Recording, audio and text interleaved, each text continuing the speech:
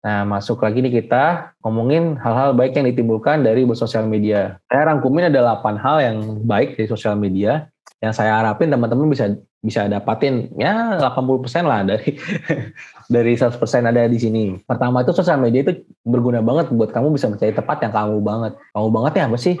Hobi kamu apa, passion point kamu apa, habis sudut pandang kamu apa, kemampuan lainnya. Pasti ada di sini nih. Pasti ada room buat niche community di dalam sosial media. Kemudian nomor 2 ya pasti ngebangun finansial ya. Kamu punya usaha apa bisa kamu kembangin, kamu punya skill apa bisa kamu kembangin, bisa kamu buat belajar dan bisa kamu buat jualan juga skill kamu.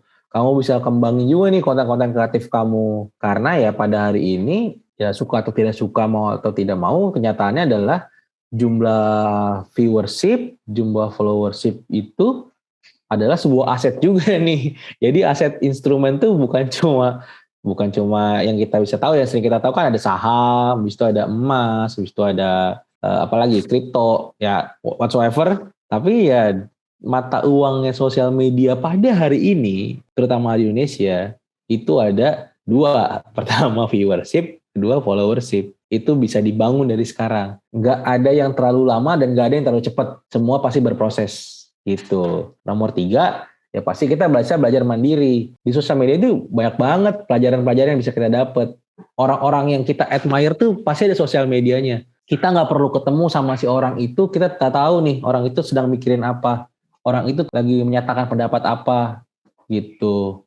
Itu tuh beauty of social media yang balik lagi saya ngomong. Waktu 15 tahun lalu belum ada. Dan itu harus kita manfaatkan dengan baik ya. Sekali lagi dengan baik. Nomor 4, nah ini stay connected. Kenapa saya tahu nomor 4? Karena ini dulu ini adalah hal yang utama dari sosial media. Tapi kalau menurut saya, sekarang ini nomor 4, nggak terlalu penting-penting banget lah. Ya kamu terconnected sama teman-teman kamu yang nggak secara jarak dekat gitu. Teman kamu yang dulu dekat sama kamu waktu zaman kamu masih SMP, SMA, atau yang sekarang, atau orang-orang yang gak kamu kenal secara geografis, atau bahkan yang belum pernah ketemu, kamu bisa komunikasi, bisa DM, bisa terhubung. That's the fun of social media. Kemudian nomor 5, ya pasti hal-hal baik harus dilakukan dengan share hal yang baik. Ya kalau kamu usahakan waktu kamu share, ya ini kamu bisa share hal yang baik, karena ini penting banget untuk kemajuan literasi sosial media di Indonesia hari ini dan masa depan gitu. Nomor 6, balik lagi nih kayak saya omongin, kalau kamu sukanya aja, itu nggak bakal bikin sosial media kamu bisa tumbuh, nggak bakal bikin apa yang kamu lihat bisa membantu kamu untuk maju. Nah, kamu harus cari hal baru nih, cari hal baru itu kamu nggak usah ngulik banget sekarang, itu nggak usah cari A B, misalnya ngomongin misalnya aku ngomongin aeroplane, aku harus belajar teori-teori penerbangan, harus tahu pabriknya di mana. Enggak, kamu tinggal nge-like-sin aja video-video penerbangan 1, 2, 3, abis itu kamu follow aja tuh orang-orang yang menurut kamu oke di penerbangan 1, 2, 3. Nanti algoritmanya bakal ngasih kamu, dan itu bakal ternyata dunia penerbangan tuh segitu luasnya, segitu menariknya. Nah, itulah yang aku tadi ngomongin. Kamu temukan hal baru, kamu cari beberapa, si algoritmanya itu akan get back to you. And it will be really nice. Kemudian nomor 7 yang tadi nih, yang 10,8% cari jodoh. To be specific, cari jodoh di sosial media itu bukan sesuatu yang buruk loh. Kalau kamu nih anaknya kidal, dan kamu pengen banget dipengerti sama orang yang kidal juga, ya kamu bisa cari jodoh yang ya sama-sama kidal gitu. Atau kamu nih suka banget sama Lionel Messi, kamu berharap kamu punya jodoh yang sama-sama suka Lionel Messi, karena kamu pengen punya tato, kamu punyanya ME, jodoh kamu punya SI. Ya kenapa enggak? Bisa di sosial media kalau kamu dapetin yang sama-sama suka Messi, kenapa enggak gitu. Yang nomor 8 terakhir, ya ini mengisi waktu luang ya, karena kan kita semua terbatas gerak ya, kita nggak bisa ketemu orang, nggak bisa mobility kita terbatas. Ya pasti ada waktu-waktu luang yang harus kita manfaatkan dengan baik ya. Dan menurut aku ya sosial media itu hal yang baik kalau kamu bisa memanfaatkannya dalam mengisi waktu luang kamu dengan baik juga. Itu adalah 8 hal yang baik dari sosial media menurut saya, dan saya sudah compile baik-baik beberapa minggu terakhir. Kemudian lanjut ke, nah ini nih, kita ngomongin yang lebih spesifiknya lagi nih, yang lucu-lucu nih, yang selalu diomongin nih sama netizen Indonesia nih, perilaku dan komen nih, sosmed nih. Yang pertama, orang Indonesia itu adalah orang yang mayoritasnya FOMO, fear of missing out. Temen-temen gue lagi ngomongin apa nih? Wah, gue harus ikut. Temen-temen gue lagi makan apa nih? Wah, gue harus cobain. Nah, ini tuh yang apa ya? Aku ngomongnya, this one is the beauty of social media in Indonesia. Ketika kamu bisa bikin orang FOMO, orang pengen penasaran, orang pengen nyobain, itu udah salah satu biggest step yang kamu harus kerjain di sosial media kalau kamu mau ngebangun bisnis apapun itu. Kalau kamu bisa dapetin FOMO-nya orang-orang, habis itu pindah ke FOMO berikutnya, ya you are on the right step on the Indonesia social media gitu. Jadi kalau kamu punya produk nih, apa nih depan saya nih, misalnya let's say ini, ya ini anggap aja ini tempat minum. Tempat minumnya ini kita bikin dari serat yang menyerupai kayu padahal bukan kayu gitu. Ini tuh bagus banget untuk environment. Let's say Pevita Pierce kalau minum juga pakai ini. Dan ini karena produksinya terbatas ya kita cuma bisa produksi 1000. Ketika ada terbatas dan gak semua orang bisa punya, pasti langsung orang Indonesia langsung borongnya. Padahal nanti kamu tinggal bikin lagi aja 1000 lainnya, 1000 lainnya, 1000 lainnya, ya kamu jual 10.000 juga anyway. Itu salah satu contoh dari fear of missing out ya. Habis itu nomor 2, ya itu tadi, fans garis keras. Si influencernya ngepost apa, komennya, ih ganteng banget. Wih, oke banget. Ih, mukanya tambah cerah. Ih, cantik banget, cantik banget, cantik banget. Orang lagi ngomongin PPKM, orang lagi ngomongin apa, komennya itu terus. Seakan-akan si influencer itu nggak pernah tidak bagus. Nah, itu fans garis keras yang bisa kita uplift ya, yang kita bisa manfaatkan dalam bikin konten di sosial media gitu. Kemudian ya pasti konten-konten netizen lucu. Me myself nih selama 2 tahun WFH kita nggak kantor, itu sering banget kehibur sama ya itulah konten-konten netizen yang lucu nih. Bisa kayak dari meme, jokes, video-video, ya ampun, itu Indonesia benar-benar negara yang paling banyak hiburan di sosial media sih, dan itu gratis dan itu bagus-bagus. Kemudian, nah ini agak-agak saya pelan-pelan ngomongnya, ini social justice warrior. Nah ini banyak juga nih di netizen Indonesia. Tanpa bermaksud memojokkan, tapi ini banyak. Jadi ini tuh bukan konotasi yang positif. Tapi kadang-kadang ini bisa dilihat jadi sindiran nih, buat orang-orang yang terlalu pengen dilihat jadi pejuang kebenaran gitu. Tapi konteksnya berlebihan. Berlebihan gimana? Dia menganggap hal yang dia utarakan adalah hal yang paling benar, hal yang lain salah. Itu salah, itu udah ampun banget, dan itu ternyata banyak. Atau hal lainnya nih, ketika dia melihat ada seseorang yang mengutarakan hal yang menurut dia tidak sesuai dengan kebenarannya dia akan langsung menghajar, membabi buta, menjatuhkan orang itu, jadinya judging. Nah, itu social justice warrior. Ya, jadi sindiran ya, dan itu juga banyak. Nah, kita harus bisa hati-hati dan atau kalau bisa memanfaatkan ya boleh memanfaatkan. Karena itu bagus buat algoritma, banyak yang komen. Tapi ya balik lagi, harus dipikirkan apakah itu akan berimpact baik atau tidak. Nah gitu. Nomor 5, ya ini gak usah lama-lama lah. Di setiap akun apa, di setiap konten apa pasti ada. Lagi ngomongin apa tiba-tiba jualan. Ya jualan follower, jualan obat diet, jualan apapun lah. Nggak konteks. Kemudian ini juga lucu banget nih. Netizen yang ini sering banget juga nih saya lihat nih. Netizen bingung. Si netizen ini tuh nggak tahu sebenarnya yang lagi diomongin tuh apa gitu. Mereka tuh nggak ngerti. Tapi mereka komennya bisa jadi kayak, aku kok nggak ngerti ini maksudnya apa sih gitu. Kok gue gagal paham ini apa sih maksudnya. Tapi ujung-ujungnya minta pencerahan gitu. Kalau gue bingung ya gue baca aja ke komen-komennya, pasti ada kok yang udah menjelaskan gitu. Tapi dia instead of baca, dia malah nulis dan komen. Nah ini bingung. Nah ini banyak nih. Nah nomor 7 dan 8 ini kontekstual banget. Ada tipikal kompor meleduk dan suku pendek.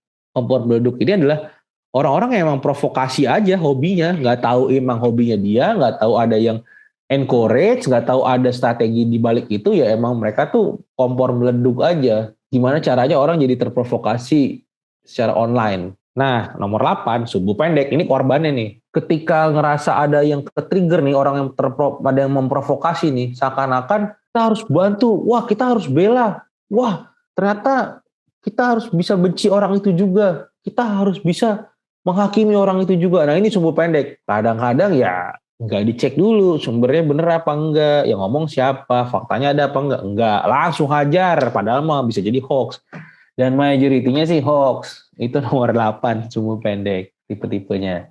Nah, si tipe ini tuh impact-nya apa sih terhadap konten yang viral? Nah, please make sure konten-konten teman-teman sesuai segmen yang tadi sebelumnya dan sesuai dengan kira-kira nih kalau konten kalian keluarin bisa nggak nih membuat 8 orang ini ke trigger atau at least 6 dari 8 ya ke trigger gitu loh.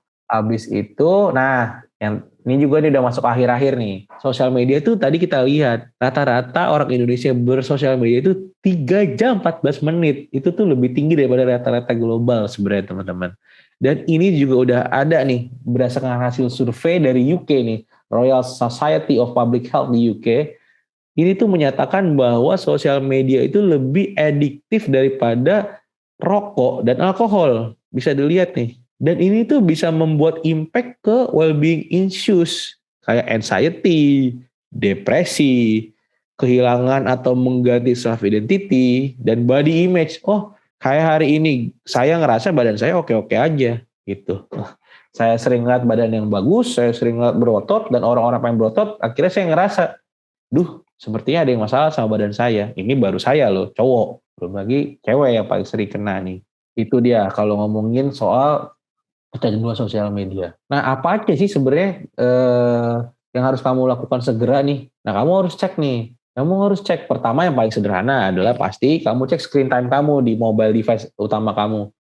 Kamu menghabiskan berapa sih rata-rata bersosial media kamu dalam satu hari? Kalau kamu udah lebih tinggi daripada rata-rata orang Indonesia 3 jam 14 menit, nah itu kamu udah harus aware. Wah, ternyata gue 5 hari terakhir 5 jam di sosial media nih. Wah, itu udah tanda-tanda tuh. Kamu udah harus punya kalau di rambu lalu lintas udah lampu kuning gitu. Apa yang harus kamu lakukan? Nomor 2, ya kamu harus kurangin screen time kamu, fokus pada orang sekitar kamu. Kalau bisa ya mati notifikasinya. Ya biar nggak terlalu sering buka, ya kamu unfollow yang nggak perlu aja gitu. Make it to be efficient gitu. Kalau ternyata masih lewat juga nih 3 jam 14 menit, kamu harus ngapain? Ya kamu harus bisa punya habit baru untuk dalam sosial media ini. Nah, kalau ini aku ngomongnya sosial media break atau sosial media detox. Ini aku cariin tanda-tanda kalau kamu udah harus sosial media break atau detox. Pertama, kamu nggak bisa berhenti membandingkan. Nah, ini tuh jahat banget. Karena banyak konten, teman-teman kamu ngepost, orang-orang yang kamu nggak tahu ngepost, seakan-akan kamu harus jalan-jalan nih. Ternyata ya beda orang, beda keuangan, beda passion point, ya bisa aja dia jalan-jalan tapi ternyata dia nggak punya simpenan. Dan itu sebenarnya nggak sehat. Karena kamu tuh sebenarnya yang dilihatin sama orang tuh majority hal-hal yang baik doang. Jadi ketika kamu nggak bisa berhenti comparing, nah itu udah mulai tuh tanda pertama. Habis itu nomor 2, kamu mulai scrolling tanpa menyadarinya. Misalnya nih, kamu lagi makan siang, handphone kamu langsung ke tangan, habis itu kamu buka TikTok sambil nonton, sambil makan, hahaha, atau sambil buka Instagram. Misalnya lagi kerja, lagi break dikit, langsung buka handphone, ngecek notifikasi Instagram. Notifikasinya sih nggak ada, cuma scroll aja terus. Nah, itu tanda-tanda juga tuh. Nah, nomor 3 nih, karena kamu sering melihat konten-konten yang tadi, ada yang baik, ada yang buruk, ada yang bagus-bagus, sampai kamu akhirnya membandingkan. Nah, ini tuh bisa jadi kebawa ke mental health kamu. Itu kamu jadi orang yang lebih jadinya tuh, sensitif. Orang-orang di sosial media kan dia bebas berkomentar. Ya pasti ngomongnya bisa jadi A, B, C, sampai Z kuadrat, terserah dia. Nah, itu tuh ketika kamu bawa ke dalam kehidupan kamu di hari-hari, ketika ada orang yang ngomong sedikit nyolek aja ke kamu, wah kamu langsung bisa jadi marah, kamu langsung jadi annoyed, terganggu. Nah, itu tuh tanda-tanda juga tuh dari kebanyakan kecanduan sosial media. Nah, nomor 4, yang tadi, kalau kamu ternyata ya segitunya nih harus cek timeline kamu. Misalnya nih, simpelnya, pas kamu ngepost, cetret, kamu harus cek nih, berapa yang likes. Kamu harus cek nih, berapa yang komen. Kamu harus cek nih, berapa yang share. Nah, itu tuh kayak, sebenarnya nggak begitu-gitu amat gitu loh. If your content is right, if your context is right, if your message is right, ya itu di jalan aja, nggak usah terlalu di overthinking gitu loh. Gitu, nomor 4. Nomor 5, ya tadi, screen time. Udah screen time-nya banyak, berapa ceknya juga banyak. Ternyata tuh orang-orang tuh bisa sampai 2.617 kali dalam sehari buka sosial media ataupun smartphone-nya dia. Lumayan, kacau sih. Nah, ini nomor 6 yang sering terjadi nih. You can enjoy whatever you are doing without posting about it first. Kamu lagi mau sepedaan, bentar foto dulu. Kamu lagi mau makan, bentar foto dulu. Kamu lagi mau ngapain harus ada posting dulu. Nah, ketika kamu gak bisa enjoy melakukan hal itu tanpa kamu posting sebelumnya, nah itu ada yang salah tuh. Nah, kamu harus sosial media detox tuh kalau ketika kamu udah mengalaminya. Nah, nomor 7 sih sebenarnya yang paling utama dari semuanya. Sosial media itu sebenarnya kan untuk fun, untuk rilis stres, untuk bikin kita senang. Nah, ketika sosial media itu udah nggak bikin senang lagi, udah nggak fun lagi, pasti ada yang salah sama penggunaan kamu di sosial media. Nah, itu udah jadi indikator yang lumayan utama tuh. Ketika kamu ngerasa itu, ya kamu udah harus bisa sosial media break atau detox. Nah, saya sarani di sini kalau ngomong sosial media break, saya udah cari-cari juga berapa lama sih waktu yang paling tepat. Ternyata berdasarkan research, itu butuh 21 hari untuk membuat atau menghancurkan habit yang udah ada. Kalau kamu sering buka sosial media, TikTok, Instagram, YouTube, tiap minggu, tiap hari, udah berjalan berbulan-bulan, bertahun-tahun, dan ternyata kamu mengalami hal-hal yang ada di 7 slide ini, 7 hal ini, ya menurut aku sih dengan humbly speaking, ya teman-teman udah harus bisa membuat habit yang lebih baik lagi ya dengan sosial media break dulu ini 3 minggu, 21 hari. Harapannya adalah pada saat minggu keempat, teman-teman bisa start fresh, teman-teman bisa enjoy your life, bukan cuma di online, tapi di ya on ground aja pada saat hari ini di mana. Dan nanti teman-teman bisa mulai menjalani kehidupan sosial media dengan lebih fun lagi aja gitu. Nggak terlalu sensi gitu. Itu sosial media break penting guys. Kemudian, nah ini yang terakhir nih, yang aku harapin semua yang ikut di sesi ini pasti sudah memilikinya. Aku pengen teman-teman bisa jadi netizen yang baik, at least buat diri kalian sendiri dulu, habis buat diri kalian sendiri, at least buat keluarga ataupun teman-teman di sekitar teman-teman. Gitu. Pertama adalah baca dan sensor dulu infonya. Cek dulu nih, faktanya bener nggak? Cek dulu media yang ngirim bener nggak? Sumbernya siapa? Datanya ada nggak? Gitu, bener nggak nih? Kalau emang ini nggak bener atau hoax, kasih tahu orang yang pernah nge-share ke teman-teman. Ini hoax tahu. Coba dong lebih aware. Kasih tahu yang baik-baik. Tapi dan jangan disebar lagi karena Indonesia udah banyak banget hoax yang nggak jelas. Kemudian nomor 2, kalau kamu udah gatel banget pengen komen nih di suatu konten atau suatu video, kamu harus pastikan dulu rule of two. Pastikan kamu berpikir 2 kali dulu sebelum kamu komen. Pikirin aja dulu yang sederhana-sederhana. Sebelum kamu komen ada beberapa hal yang dilakuin. Pertama, pastiin kamu udah simak nih si videonya dari awal sampai akhir. Kamu udah simak gambarnya dari awal sampai akhir. Tulisannya apa di kiri kanan, jangan-jangan ada keterangannya gitu loh. Kalau itu udah, apa yang harus dilakuin? Ya kamu cek lagi yang kamu komenin itu valid apa enggak. Habis itu kalau bisa, yang kamu komenin itu kamu cek kalau aku komen ini bermanfaat apa enggak. Apakah ini akan menyakiti si pembuat konten atau tidak. Itu, pikir 2 kali sebelum komen. Nah nomor 3, ini yang juga penting nih. Dan saya yakin teman-teman pasti sudah punya hal ini dalam bersosial media. Yaitu adalah open-minded and no judging. Open-minded itu gimana sih? Kita harus tahu bahwa semua orang di sosial media itu punya latar belakang yang sangat berbeda dari kita. Jadi kita nggak bisa menyamakan semua orang di sosial media adalah kita gitu. Karena di sosial media itu nggak semuanya Reinhardt. Enggak. Ada banyak orang-orang lain dari latar belakang histori, latar belakang suku, latar belakang geografis, latar belakang masa lalu. Ya itu udah ranahnya sosial media untuk mereka feel free, honestly, bisa ngomong, bisa ngungkapin gitu. Dan itu adalah budaya yang bagus. Jadi kita jangan jadi orang yang menghakimi nih bahwa apa yang mereka nyatakan itu salah, apa yang mereka nyatakan itu tidak baik. Enggak. Itu pengalamannya mereka, ya nggak apa-apa. Kita harus bisa terbuka loh guys. Karena itu susah membuat orang bisa ngomong jujur apa adanya sesuai apa yang dia rasakan, itu susah. Apalagi kalau itu sifatnya traumatis nih. Pengalaman-pengalaman yang tidak mengenakan sebelumnya. Jadi please, kita dengerin dulu, kita buka otak kita open minded dulu. Dan kita jangan judging, kita dengerin aja gitu. Karena apa yang kita hakimin itu belum tentu benar. Dan kalau itu dibalikin ke kita, emang teman-teman mau dihakimin orang? Enggak kan? Ya, lebih baik kita jangan hakimin orang. Jadi ya, please keep open mind and no judging. Nah, nomor 4 ini, jadi netizen baik yang saya harapin ini yang saya harapin banget buat teman-teman bisa bear to keep in mind gitu. Untuk say no kepada sensasi tanpa prestasi. Sensasi tanpa prestasi ini. Sensasi tanpa prestasi lainnya itu jelas ya. Sensasi doang nggak ada prestasi, please say no. Karena kita harus lainnya itu jelas gitu. Draw the line itu jelas gitu. Stop making stupid people famous, dan jangan bikin orang famous dengan cara yang stupid. Itu tuh nggak baik sebenarnya untuk negara kita, nggak baik untuk kemajuan berinternet kita gitu loh. Karena kalau orang itu cuma ngincer tenar, orang itu cuma ngincer sensasi, cuma ngincer viral, nggak ada prestasinya. Apa sih teman-teman harapin gitu loh. Dan ini yang saya ngomongin stay no tuh seperti apa sih bentuknya. Say no pertama, kalau teman-teman udah nonton, ya udah jangan nonton lagi. Kalau itu menurut teman-teman sensasi doang tanpa prestasi dan teman-teman udah sempat nonton nih, ya jangan ditonton ulang karena nanti makin banyak yang nonton. Simpel dong. Kedua, komen itu mau bagus mau jelek itu tetap ngasih makan algoritma, ngasih makan performance. Mau kalian ngomong ini konten jelek, dasar kamu tukang bikin sensasi nggak baik, dasar kamu tidak sapa masyarakat, nggak perlu. Karena apapun yang teman-teman komenin itu bakal bikin algoritmanya itu bakal lebih nge-share lagi ke orang-orang.